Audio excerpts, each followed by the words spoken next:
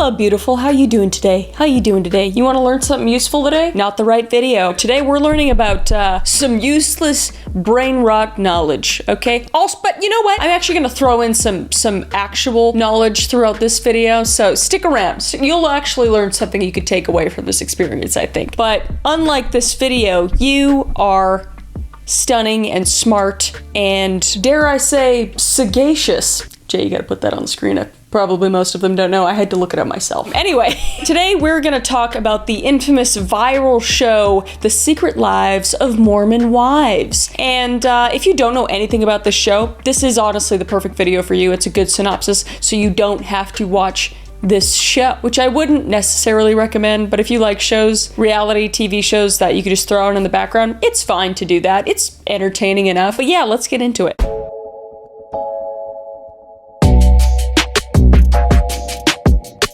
So let's first off start with the synopsis of the show. The scandalous world of a group of Mormon mom influencers implodes when they get caught in the midst of a swinging scandal that makes international headlines. Now, their sisterhood is shook to its core. Faith, friendship, and reputations are all on the line. Will #Momtok be able to survive and continue to give the rulebook a run for its money? Or will this group fall from grace? The wording in this synopsis is crazy, coming from a Christian background. Crazy!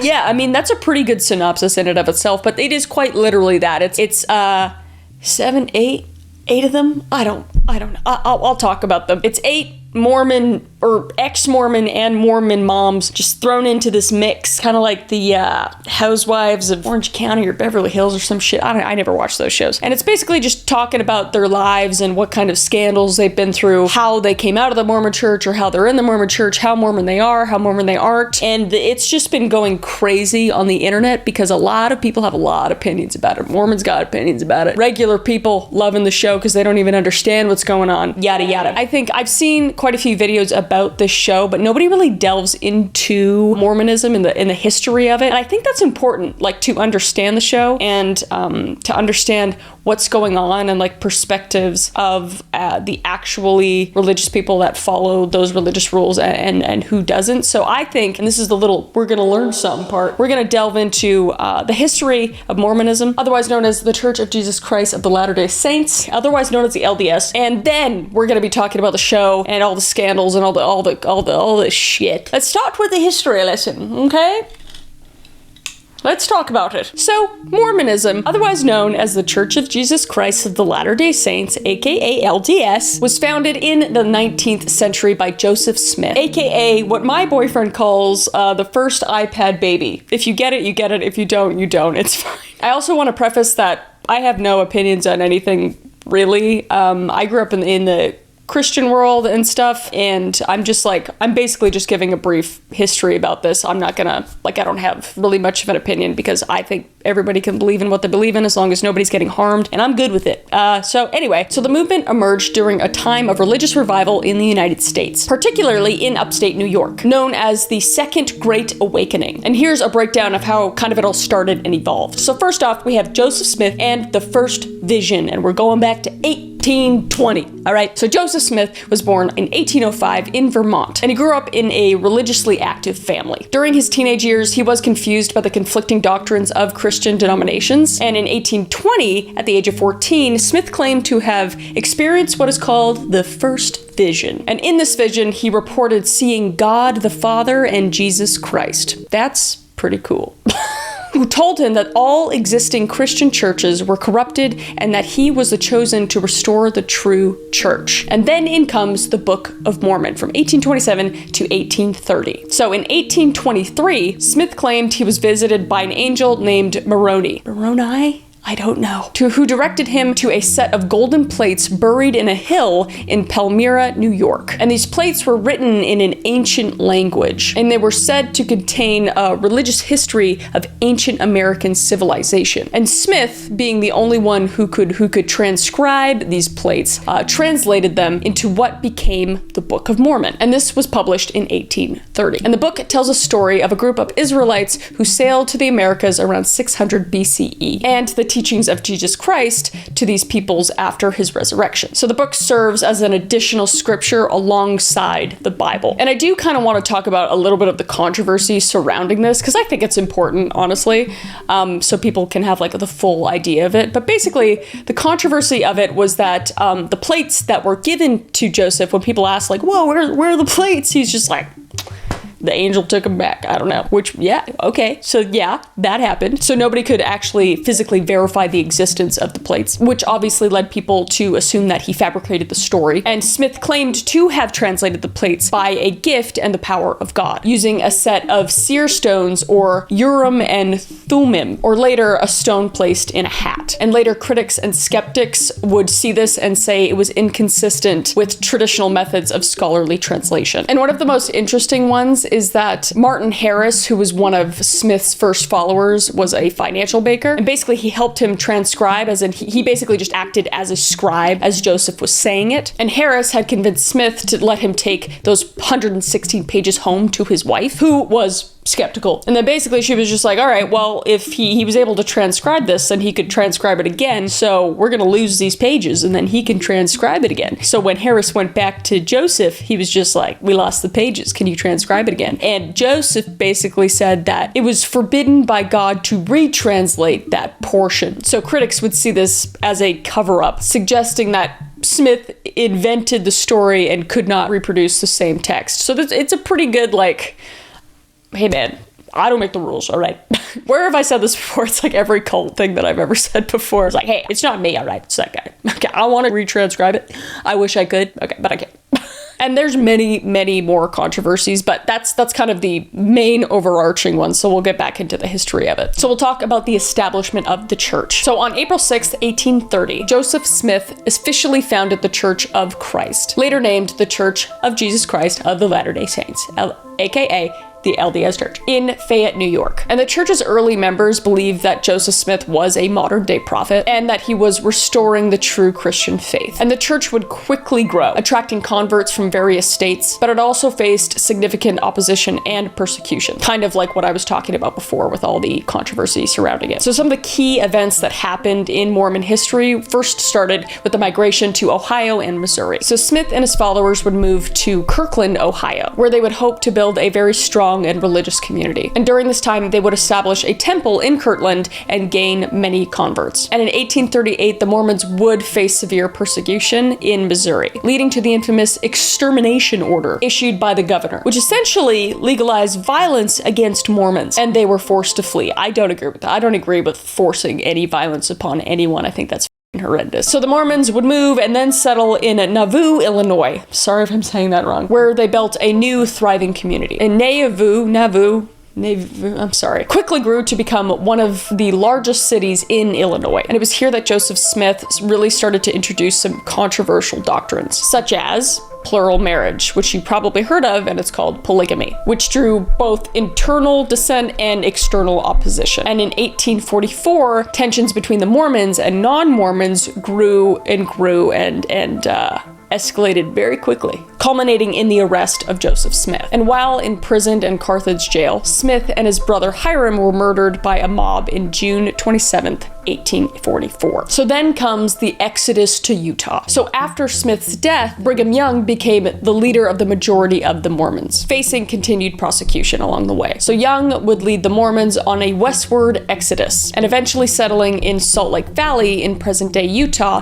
1847. So the Mormons would establish a new home in what was currently at the time a Mexican territory, creating a theocratic community they called the Desert. And then in the 1850s, the Mormon community absolutely flourished in Utah. As we know now, a lot of them still live there. But tensions with the U.S. government continued, particularly over the practice of polygamy, which had become more public under Brigham Young. So the church would officially renounce polygamy in 1890 under the President Wilford Woodruff to facilitate Utah's acceptance as a U.S. state. And although the mainstream LDS church abandoned abandoned that practice, splinter groups such as fundamentalist Mormons continued to practice polygamy. So let's talk about the Mormon beliefs. So Mormon theology is both based off of the Bible and other scriptures unique to the LDS faith, most notably the Book of Mormon. So Mormons believe in the Godhead, consisting of God the Father, Jesus Christ, and the Holy Ghost as separate. So they're distinct beings, but unified in purpose. So this differs from traditional Christian concept of the Trinity, where God is seen as one being in three persons, basically. And then comes their plan of salvation, which is basically Mormons believe in premortal existence, where human spirits lived with God before being born on Earth. Earth life is basically just a test, and depending on how individuals live, they will return in God's presence or to a lesser degree of glory after death. And there are 3 degrees of glory, or heaven as some may say. There's celestial, terrestrial, not those terrestrials, I know what you're thinking, and telestial. And the celestial kingdom is the highest and is reserved for those who have fully accepted the teachings of Jesus Christ and that follow the LDS ordinances. And Mormons also believe in the continuing revelation. And this means that God continues to speak through modern day prophets, which is very prevalent in Mormonism. Joseph Smith being the first, and continuing with the subsequent leader of the LDS Church. And they also have temples, which are basically sacred buildings where special ordinances are performed, such as baptisms for the dead, eternal marriages, and sealings that bind families together for eternity. In addition to the Bible, like we talked about before, Mormons accept the Book of Mormon, the Doctrine of the Covenants, and the Pearl of Great Price as scripture. And there were lots of other branches of Mormonism as well, similar to Christianity, where people believe in certain things and other things. This is just kind of the overall arching. So I don't want to claim that each Mormon is the exact same, because that's not the case. But this is just the overarching history of it. And Mormons, like a lot of other religions, kind of have a set of practices and guidelines that they need to follow, and they call it the Word of Wisdom. And these are rules that shape the way they live their life. So the Word of Wisdom being, it prohibits the consumption of alcohol, tobacco, coffee, tea, and illegal drugs. I would be screwed. I'm just kidding. Just the coffee part, basically. And it encourages the consumption of healthy foods and advises against overconsumption of meat as well. And then there's tithing, where members are expected to contribute 10% of their income to the church to support operations and or charitable work. And then they have the Sabbath day, where members are encouraged to keep the Sabbath day holy, meaning they avoid work or recreational activities on Sundays. And then there's also missionary work, where young men and sometimes women are encouraged to serve in missionaries for a period of 18 months to 2 years. And this is a central part of the LDS faith and spreading the LDS faith. So a list of things Mormons can't do. I think the list is extremely long, but the kind of main ones are that they cannot have premarital or extramarital sexuals, no pornography, you know what I'm saying? Pornography, no gambling, and no tattoos or piercings. And again, I'm sure there are plenty of Mormons that do all of the above. I mean, I only speak about Christianity because I grew up in the Christian faith, but similar to Christian, like a lot of rules are broken, but with Christianity, you're basically born a sinner, so you're kind of like just expected to sin, and then you just, say, I'm sorry I did that. You just have to be cognizant of it, basically. So I'm not saying that, if you do all these things, you're not Mormon. I don't know how it works. Okay, I don't know. I have no idea. I'm just a messenger right now, okay? I'm just telling what I read. So let's go on to modern Mormonism then. So today, the LDS Church is one of the fastest growing religious movements in the world, with more than 16 million members globally. Its headquarters are in Salt Lake City, Utah, and is led by a prophet president, kind of like who Joseph Smith was. Each one following him was a prophet president. So the current prophet president of the LDS Church is Russell M. Nelson, and he became the 17th president of the LDS Church in January 14th, 2018, following the death of his predecessor, Thomas S. Monson. And me, having my true crime mind, just looked into like what cults have stemmed out of Mormonism and stuff, and there's a lot. And basically these cults are just kind of like splinter groups from Mormonism. And they're called cults because of extreme practices. I think that's when it indicates it's a cult, is when it's extreme. When it's not normal, So first off, you have the Fundamentalist Church of Jesus Christ of the Latter-day Saints, aka the FLDS. They're one of the most prominent groups that kind of broke away from the LDS Church, and this was after they officially abandoned the practice of polygamy. So the FLDS, they're like, that's stupid, we like polygamy, we're God. So the FLDS officially split from Mormonism in about the 1930s, and this group was based in Colorado City, Arizona, and Hilldale, Utah. And the FLDS was led by a self self-declared prophet, classic cult, who wields nearly absolute authority. Not good. Sounds a little dictatory to me. And one of its most notorious leaders is Warren Jeffs, who assumed leadership in 2002 after the death of his father, Rulon Jeffs. And some of the controversies surrounding Warren specifically were that his arranged marriages were not great in age ranges, if you know what I mean. You know, girl,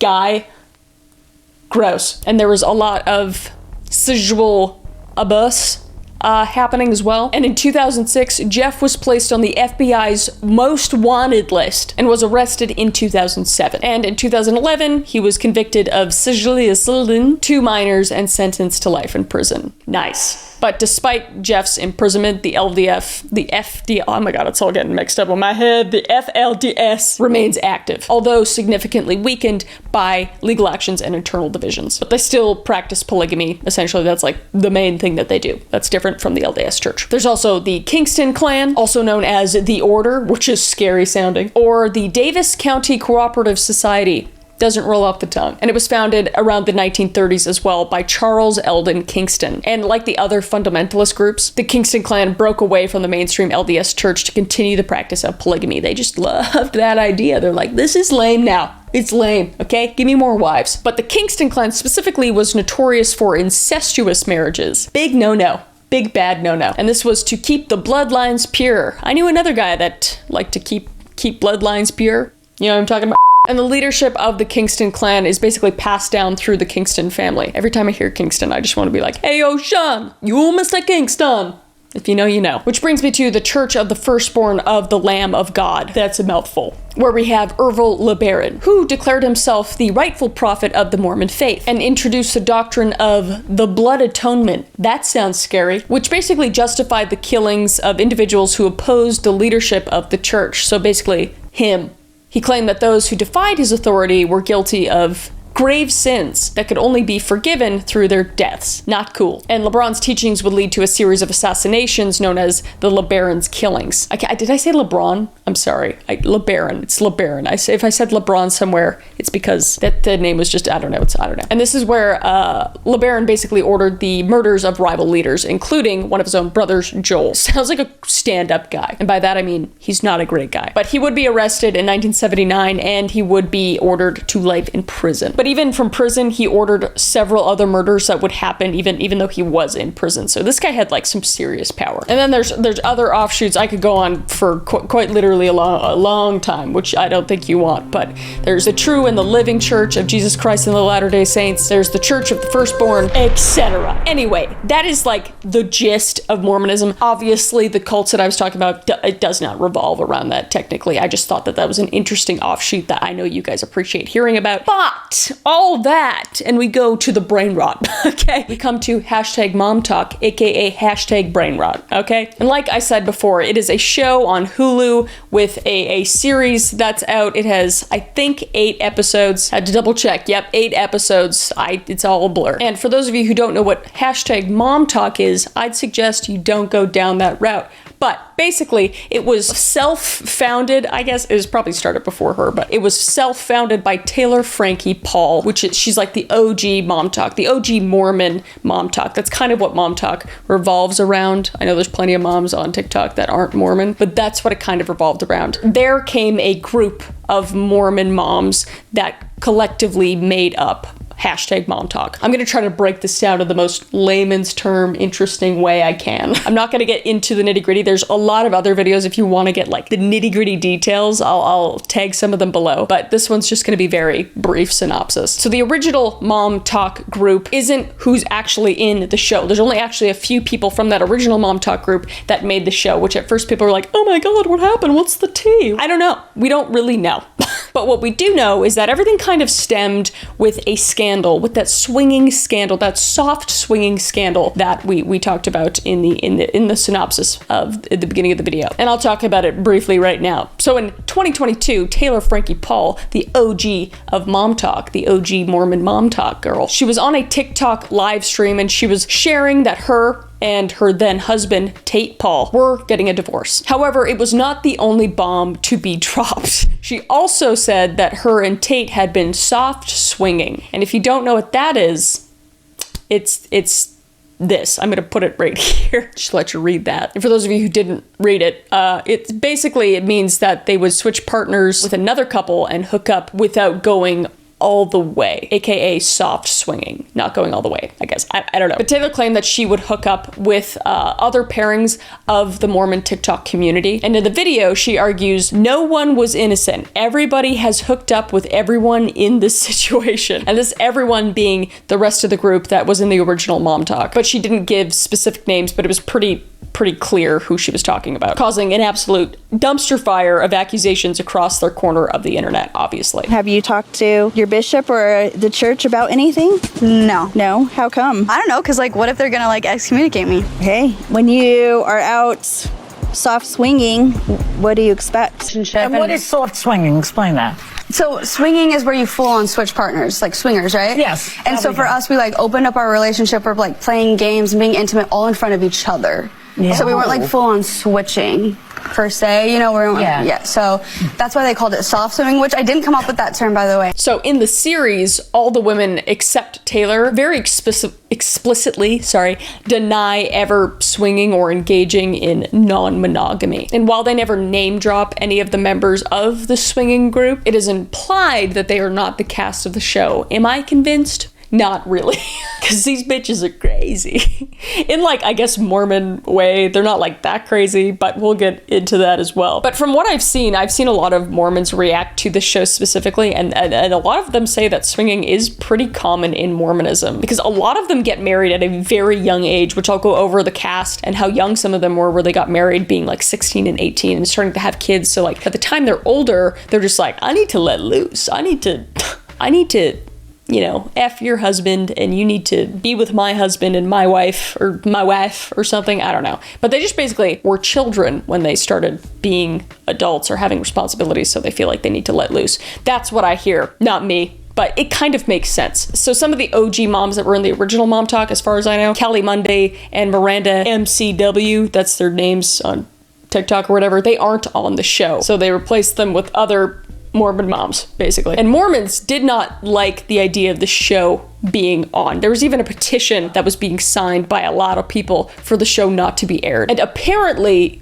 I read that Mormons don't use the term Mormon anymore, I guess. Their most recent prophet exclaims, it's the Church of Jesus Christ Latter-day Saints. So I don't, or maybe Mormonism. So if I've been saying that wrong, I don't know. That's what it says. Literally everywhere I look, people who are Mormon refer to themselves as Mormon, so that's just like one article I read, so I don't know if I'm saying that wrong. But if I am, I'm sorry. I'm ignorant, okay? But let's go over the show's cast, okay? And if I got any of that Momtok drama wrong or names, I don't care that much.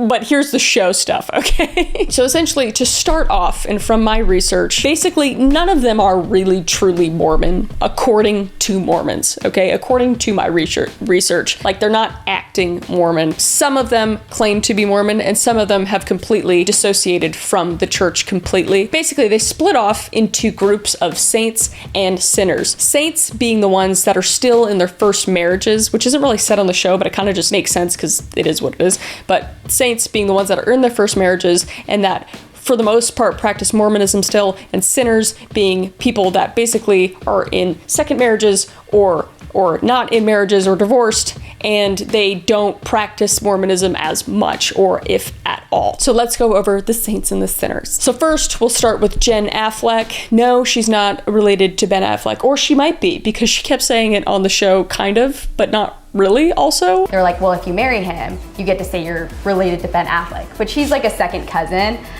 His dad's only met him like once, but like, I'm like, yes, I'm related to Ben Affleck. You are. And I was named after J-Lo. Like, I'm here to take their place.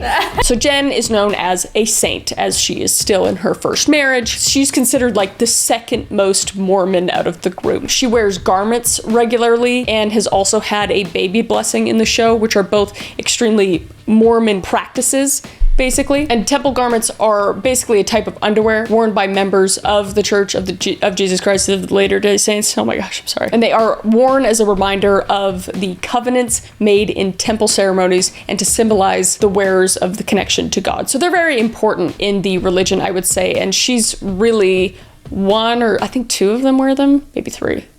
It's all a blur. But anyway, most of them don't wear them, but Jen was known to wear them. But she also like swears on camera, and sometimes she did wear immodest clothing without her garment, so like she wouldn't be considered a true Mormon, I guess. But I would say she's like up there. And Jen's storylines basically revolves around her and her difficult marriage with her very controlling husband. And she struggles with emotional manipulation and divorce fears, make her one of the most sympathetic characters in the show. Fans and media and myself empathize with her vulnerability as she navigates through the challenges of the show. So that's Jen. And the next saint is Michaela Matthews. She's also in her first marriage. And she was the one who was married at only 16 years old. And she was married to a guy that was 21 years old. And apparently, looking into Utah law, basically it says that anyone who is 14 to 15 years old can legally agree to have consensual sexual you-know-what with someone who is 4 years or younger, or 4 years older. Wait, under 4 years older. Does that make sense? So he would have to be 20. So that means she had it.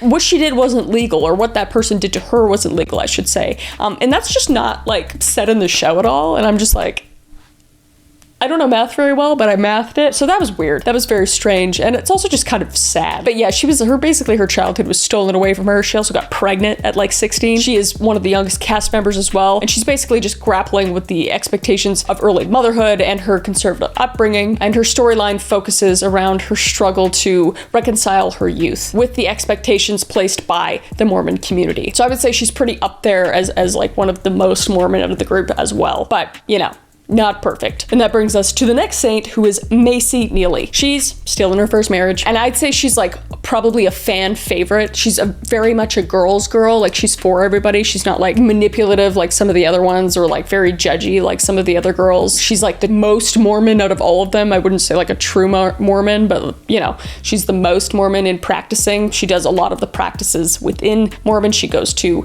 you know, church every Sunday. She's very mindful of what she says, and she's not drinking alcohol, all that, you know? And she even answered some backlash on TikTok when people were saying that she wasn't Mormon, which was interesting. I am indeed Mormon. I am also active in the church. I grew up Mormon. I've been Mormon my entire life, besides maybe a 2-year period where I was inactive in college. I attend church every single Sunday. I also have a calling in the church. I also have a temple recommend. She basically plays a central role in some of the season's biggest revelations, and viewers really often sympathize with her as she navigates personal and group conflicts. So she's awesome.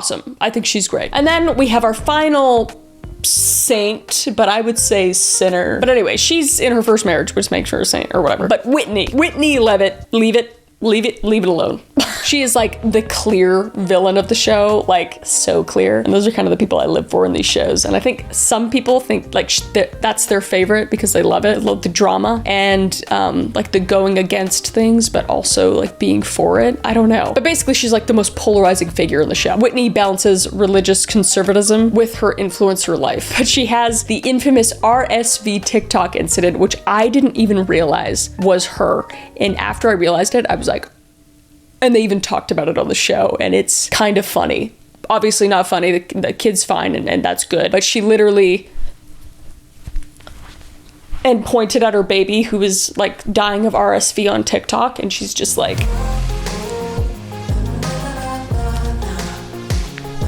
and it's so cringy. But here's a clip. In that video, I was using my child's sickness for clout and for attention. So that was a big point, a note in the show. I can only feel for her because I've been in her exact shoes, and that sucks, and it will really mess with you mentally. And I feel like, yes, to us and maybe everyone else, it's not that deep, but to her, going through that right now, it's very deep. And you just know that it's not good for your mental health, regardless of how she's acting out. And then she also had a very provocative brand deal, which was also brought up with a sexual toy. And this also came up when something else came up about one of them never before, which is also just crazy. We'll get into that. But yeah, she's both admired and criticized for her candidness and willingness to push boundaries, let's say. And next up, we had the sinners, okay? The ones that make the show interesting. And first up, we got Demi, or Demi, I don't know. And she's kind of like the fan favorite sinner, I'd say, I guess. I don't know, from like what I've read. And she kind of like came on strong a lot at first, like very clearly just wanting to be famous and wanting to be like noticed or whatever. But then she kind of, as the season goes forward, she really like speaks about how women aren't treated equally within Mormonism, in her opinion, and how basically women are set up to fail in that faith and everything, which was really interesting. She doesn't claim to be Mormon anymore at all, although she was raised Mormon. But yeah, her story is very interesting. Again, like it's not a bad show. Like it's interesting to just watch people's lives. I think that's why people like reality TV. Like it's obviously so over dramatized and romanticized, and a lot of people went into the show, like we saw TikToks after the show was released, that all of them thought that they were like the hero of the show, but it was so clearly not that. Most of them sucked. So it's just, that's why I don't like reality TV that much, just because it's like you're just watching like a fake life. It's not like a real person's life, because you never know what's true or what's not. So, and then the next sinner is Jessie, and she's basically like the least Mormon. She drinks, she swears, she's a baddie, you know, she completely left the Mormon church. She's just like, I get a shot. She like brings up like a freaking flask everywhere she goes with vodka in it or whatever. It's like over the top, but also kind of slay. I don't know. She also has a hair extension company, which kind of is funny because it goes along with like the modern Mormon beauty standards. They all look the exact same. If I watched maybe the first 5 episodes, I couldn't tell you who was who really, because they all look the same. Maybe except for Whitney, because she has like shorter hair, but it's kind of scary how similar Mormon women look. Like they look the exact same. So that's really interesting. But anyway, she has the hair extension. Sorry, I have something in my eye. That's what I get for talking shit. I'm not really talking shit. I'm talking truth. I'm spitting facts. I'm spitting straight facts. I don't know what I was saying. But yeah, Jessie's character doesn't really always take center stage, but when it does, her loyalty and emotional depth become very evident. That's why she is pretty liked, I think, among most people. She's viewed as like a very like stabilizing force within the group, although she's usually caught in like the middle of larger conflicts, but she's like one of the more level-headed-ish group. I don't know. Again, it's kind of all blur. I did notes, and then I got ADHD brain, man. Anyway, that's her. Next sinner, we have Taylor Frankie Polly, aka OG of the group. OG Momtok or whatever. She is the sinner. Well, not the sinner, but like, you know, I'd say the most polarizing person on the show, just given her history. So she's obviously divorced, and she's also remarried. She's kind of known as like the imperfect hero of the group, and to a lot of other people, especially on social media. She tried to take that swinging scandal and try to turn it into something better. Like she's trying to become a better person, and I do this because I don't know. And I say I don't know because she also got arrested for domestic violence. Bomb drop. And basically you're saying, oh, what happened? Did she like slap her husband across the face or something? No, she threw a chair at a wall, I guess, but it didn't, it hit her kid. It hit her 5-year-old child, and she got arrested for that. It's pretty bad, and it's kind of hard to like just dismiss, and they kind of dismiss it in the show because the show really tries to paint her as like a heroine. She's a woman trying to make herself better, going to like probation meetings and doing all these good things basically, but it's kind of hard to just forget that she threw a chair at her kid.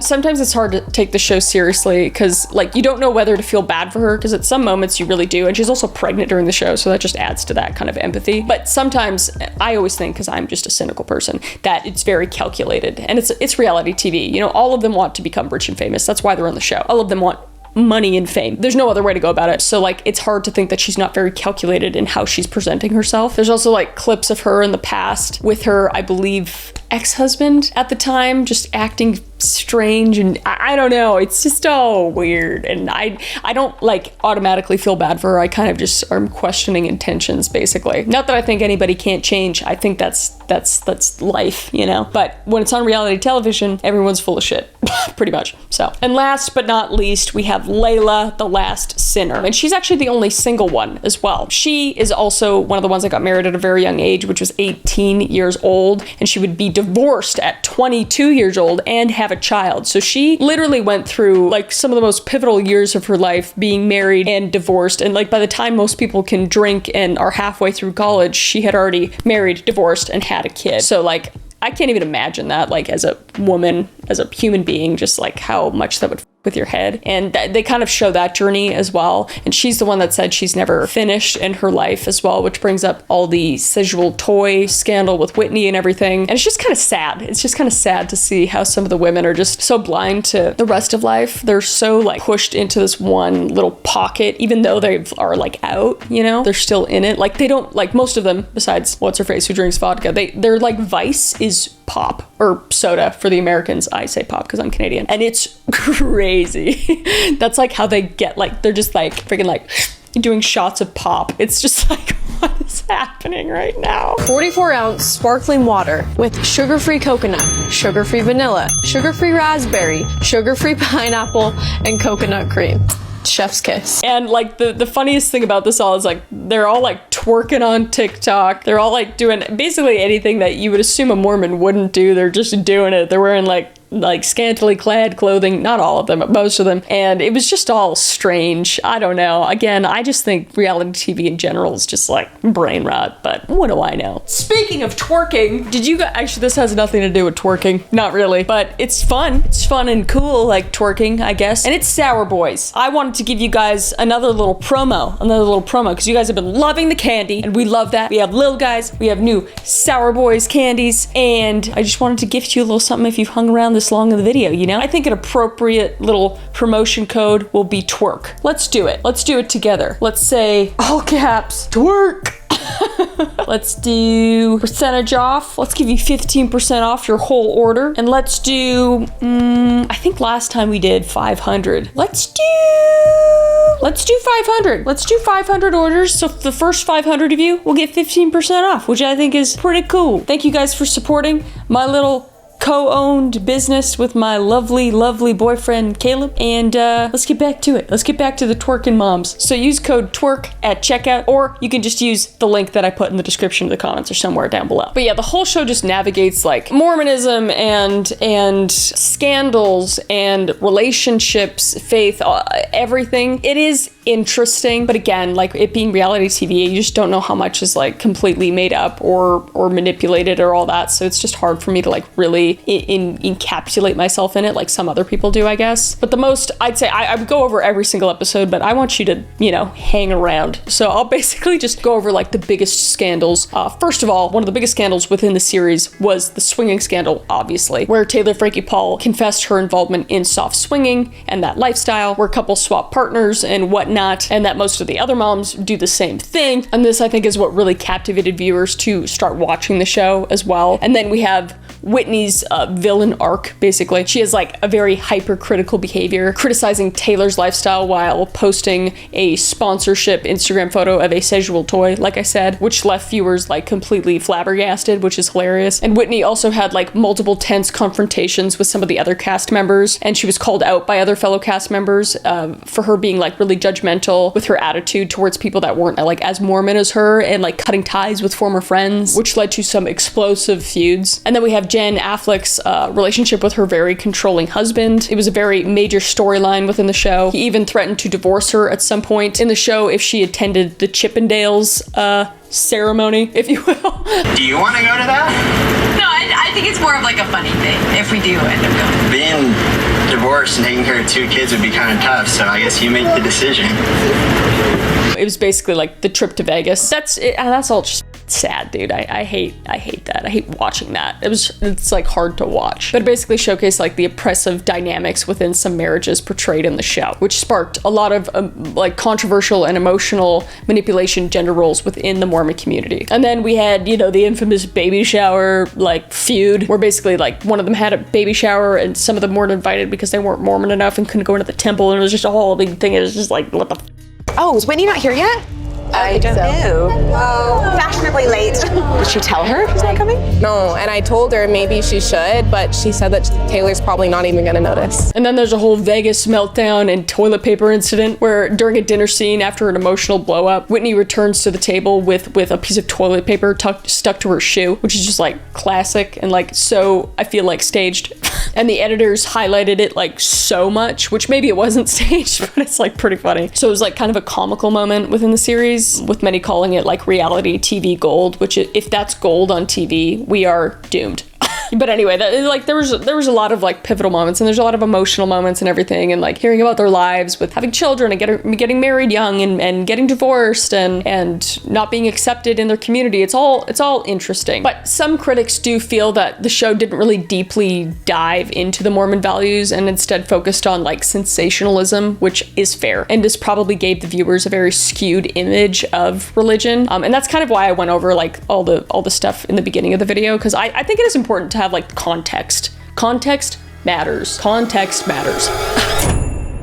A lot of creators have pointed out how the show really emphasizes like interpersonal feuds such as power struggles within marriages and friendships over genuine exploration of faith. And obviously, as we know, that the Mormon community doesn't really like the show, to be fair. It's basically drawn attention to all like the most negative parts of the culture, essentially. And the influencer lifestyle that these women lead is not in line with most people in the Mormon culture. So it's kind of like an insult almost. But from watching a lot of Mormon creators, like they're like, no, this is kind of what it's like. So many people said that The Secret Lives of Mormon Wives would not be an accurate representation of Mormonism, but after binging the show, I could not disagree more. Okay, these are my thoughts on Secret Lives of Mormon Wives. I know a lot of people are not super happy about like them using the word Mormon in the title, whatever. They feel like it's misrepresenting Utah and mostly like the church. I don't feel like that's true at all. I feel like everything that I saw was very, very accurate. Which is also fair. Like, they're just like, no, nobody's perfect, and nobody's like, I'm perfect and I'm gonna follow all the rules. So that's fair as well. And this is just coming from like the Mormon church, the like, you know, the ones that are deep in it. But in a statement shared in August about the show, the LDS Church hinted at its dissatisfaction with the portrayal of its religion in a wider message titled, "When Entertainment Media Distorts Faith." And then they said, "We understand the fascination some in the media have with the church, but regret that portrayals often rely on sensationalism and inaccuracies that do not fairly and fully reflect the lives of our church members or the sacred beliefs that they hold dear." So, I mean, you know, fair.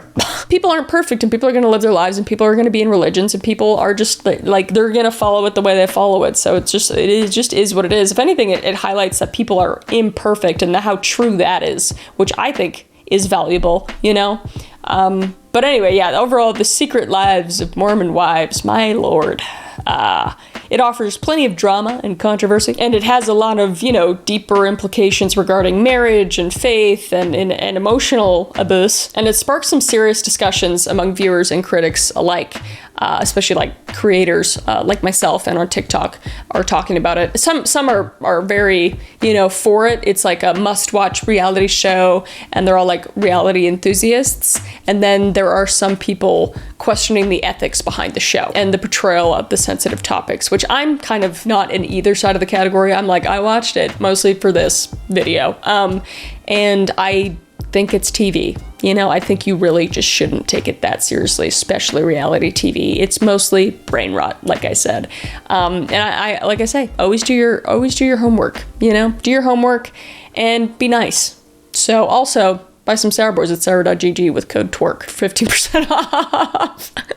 If you want a little something sweet after a little bit of sour talk. But anyway, I hope you learned something in this video. If you like the video, please like the video. It really helps with the channel. And also subscribe if you haven't subscribed. This is obviously the best YouTube channel ever. And until next time, I will see your beautiful face in the next episode. All right? Bye.